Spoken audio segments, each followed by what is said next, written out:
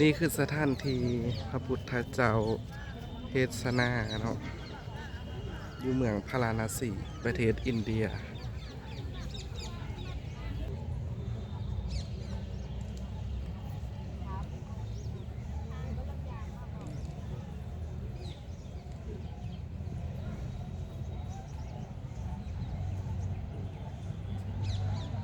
นี่ก็คือพ่อแม่ครูบาอาจารย์และญาติโยมที่ได้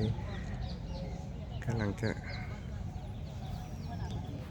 ได้เข้าไปที่สถานที่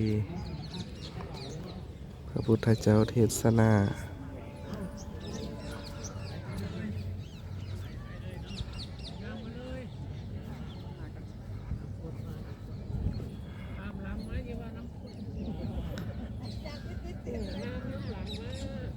ทำก้น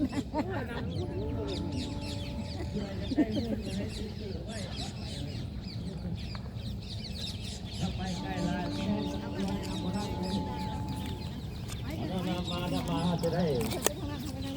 มาดังไหวพาสูตรมนต์ที่นี่ก็เนาะเพราะว่าเราจะได้สูตรธรรมจักรกับพรตะสูตรเนาะซึ่งเราจะได้สูตรแล้วเมื่อคืนนี้เราอยู่ในรถนะครับกระสูตรอีกของสูตรเราให้พระเจ้าพระที่พระข้า อันนี้คือเข้ามาในแล้ว ก็มีหลายประเทศเนอะที่มาสูตรธรรมจักรอยู่ที่นี่เนาะ เรานำมาเด้อเนาะ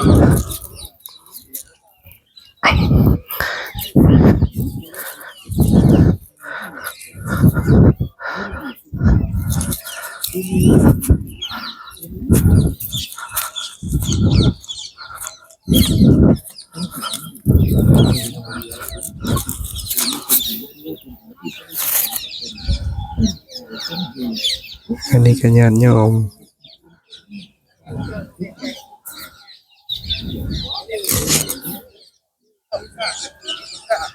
มันยังหลายอยู่อันนี้เบิ่งน้ำยาแม่ยาสบายดีเจ้าเฮ้ยผมเห็นเหมือนย้อนได้ยินเสียงโดยได้ยินเสียง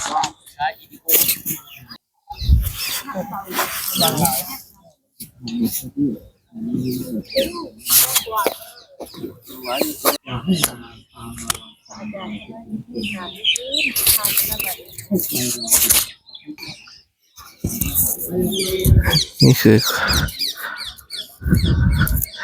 กำลังเกี่ยมสถานที่เนาะ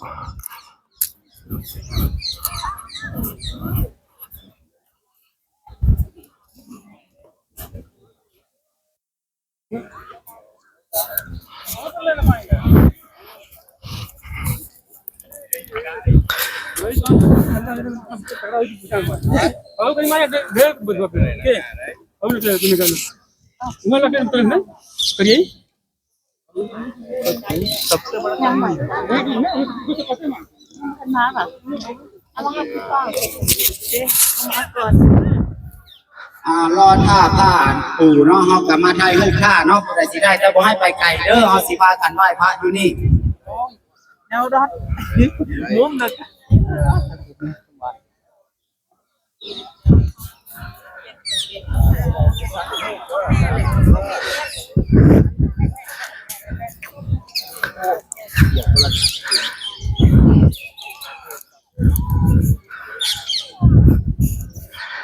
อัน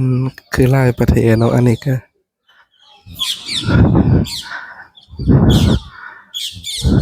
ประเทศหนึ่งต่างหากเนาะ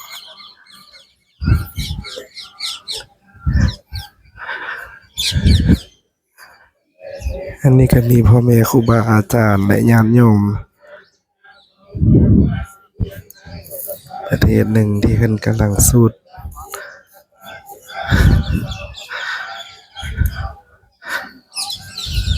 ธรรมจักร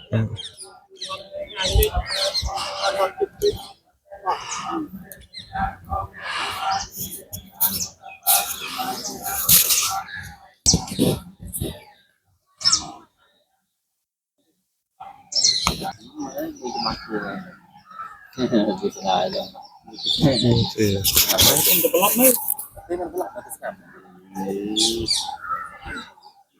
จับไปเลย ที่พระพุทธเจ้าเทศนาเด้อโอเคเนาะ